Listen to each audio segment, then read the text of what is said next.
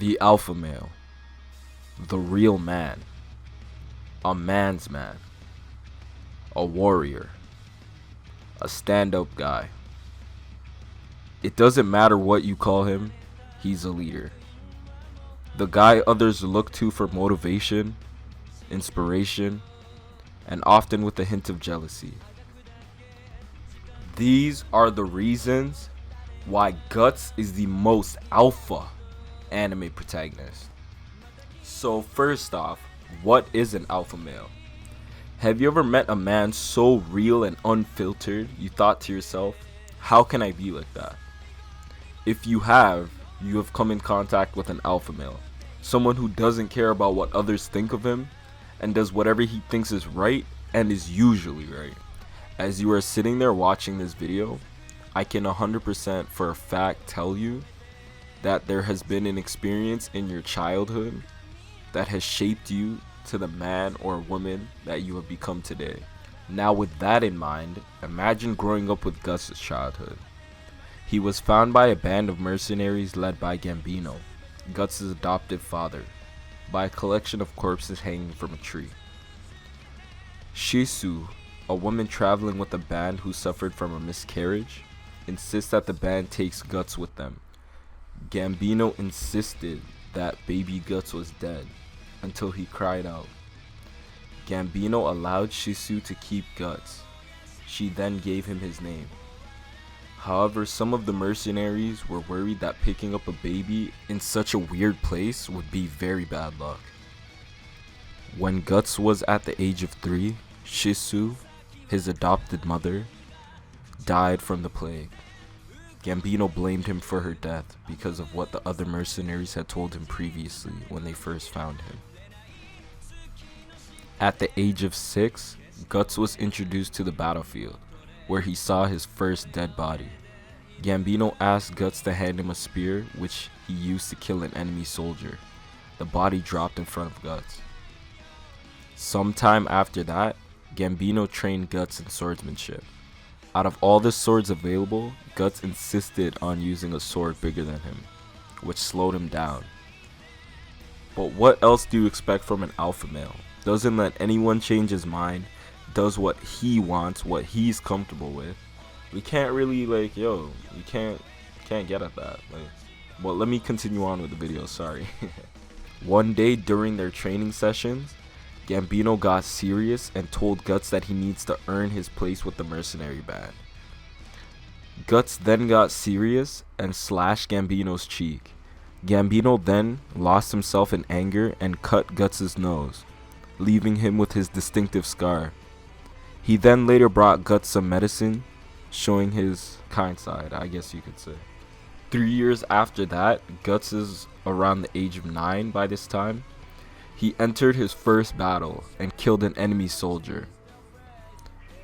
Right after he was saved by Gambino, he told Guts not to be too excited about his first kill and to stay focused. Sometime later in that year, Gambino prostituted a sleeping Guts to a pedophile mercenary named Donovan. After Guts is raped, he confronts Gambino, but without any proof, he said nothing and continued on with his mercenary work. In the next battle, Gambino loses his right leg to a cannon. No longer able to take part in battle, his position as a leader begins to weaken. Fueled with rage and hate towards Guts, thinking that this is all his fault because of what the mercenaries told him previously, he sneaks into Guts' tent and tries to kill him. He rants at Guts, blaming him for the death of Shisu and his condition, and going so far in calling him a devil's child. He even confesses to Guts that he sold him to Donovan. While he attempts to slash Guts, Guts mortally wounds him in the throat.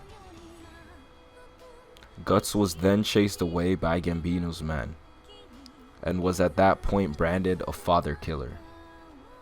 He then enlists as a child mercenary in another mercenary band. As a result of being on the losing side of battle, Guts and his fellow mercenaries were captured and intended to work as laborers for their captors. On their way to the castle that they were to help construct, Guts met a man named Martino, who aided and befriended the injured young mercenary on their journey. He even helped Guts escape, but little did Guts know that Martino was using his escaped attempt as a decoy to make his own, leaving as the guards recaptured the boy, later imprisoning Guts in a frigid cell. In his cell, the young mercenary met a forlorn spirit, a lone flower named Chich, who nursed him back to health. But in the process of healing Guts, Chich sacrificed herself. So grateful for her help, Guts decided to take Chich's remains to a valley of other blooms like her after his escape. After defeating his captor's son and escaping, Guts took Chich's remains to the valley and laid her to rest, like he had promised. Guts was around the age of 12 to 15 at this time.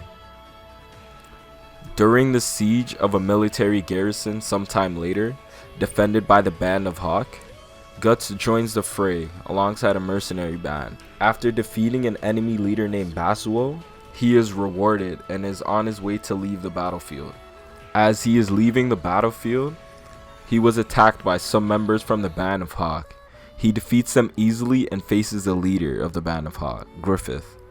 Guts is defeated for the first time in his life. Waking several days later, Guts challenges Griffith again, stating he will join the band if he loses. Griffith then easily wins, forcing Guts to join. Now think about what I said earlier, how your childhood kind of shapes who you are in the future.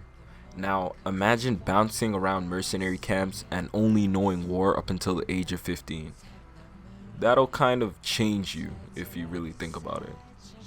That's pretty alpha if you ask me. So another reason why I think Guts is an alpha, this is typical in shonen anime where the character's determination is what guides him through his life in the show and certain aspects in the world.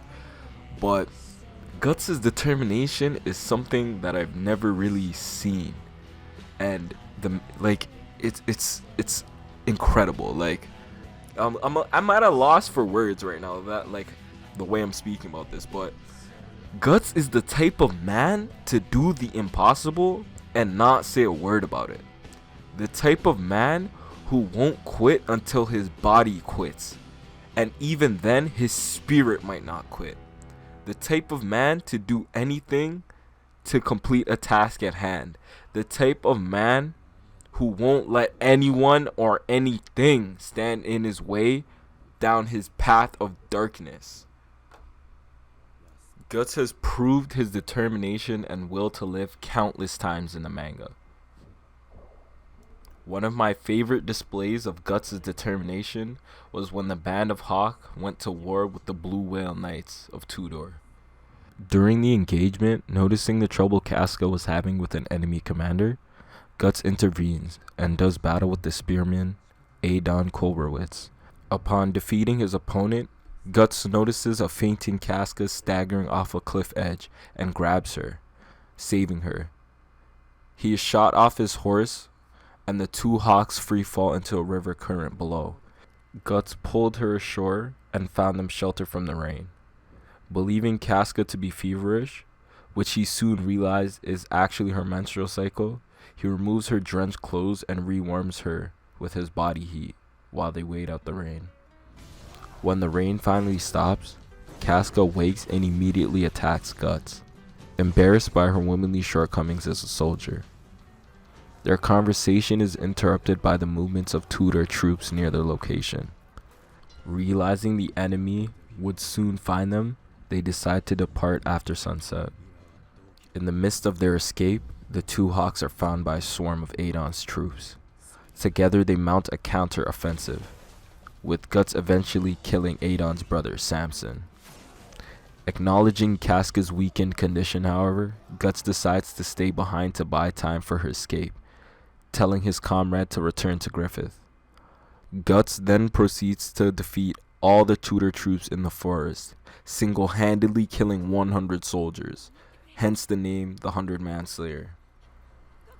So what if Guts defeated 100 enemies? The reason I think that his determination outshines everyone else's is because of the way he's written. While Guts is fighting these 100 enemies, he's thinking about his life. Like, what are his aspirations? This is all he knows. It's war. It's just all he knows how to do is fight. So his determination to find out what his goals are in life other than fighting is his real determination. So this moment kind of opened my mind to that when I was watching. So I just wanted, I wanted others to see that his determination is not regular determination, like, for example, like Asta or Deku. Like, Deku wants to save people. That's good. Asta wants to be Wizard King. Yes, but Guts does not have a goal. He does not have one. And yet he just keeps fighting to survive. That's why I think his determination outshines everyone else's. Now on to the good stuff. Later on in the Berserk series, Guts gets an item that completely changes him as a man and as a character. An item that allows him to take down enemies who were not in his grasp previously. This item in the world of Berserk is known as the Berserker Armor. At an unknown point in time, the Berserker Armor was forged by dwarves, who fused it with a violent aura, purpose for drawing and manifesting its wearer's negative emotions, particularly fear and rage.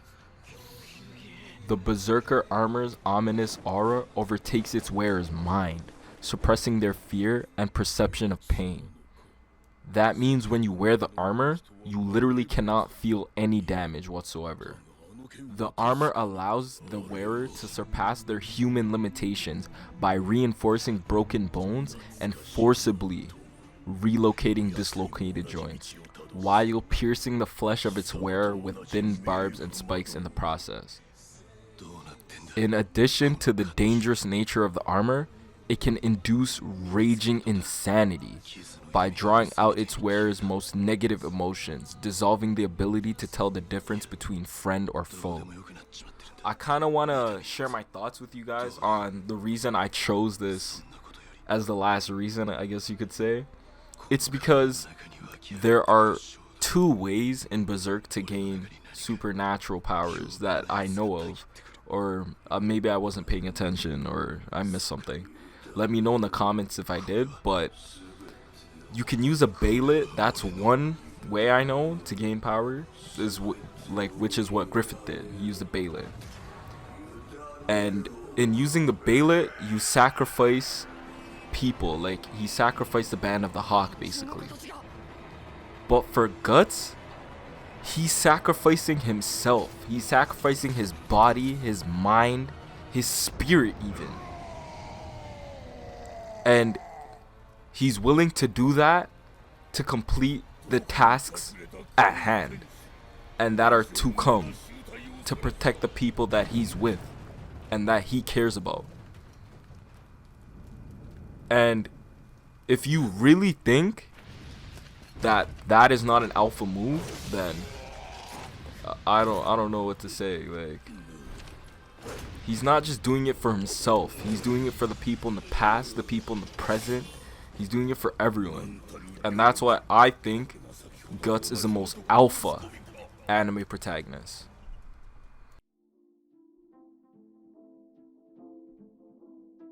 I pull a big scare, up in the foreign and cash out. Ballin' hard like I'm national, ballin' hard I don't pass out. Used to this, but I'm the man now. From the bottom, no handout. Still sure you say, yeah.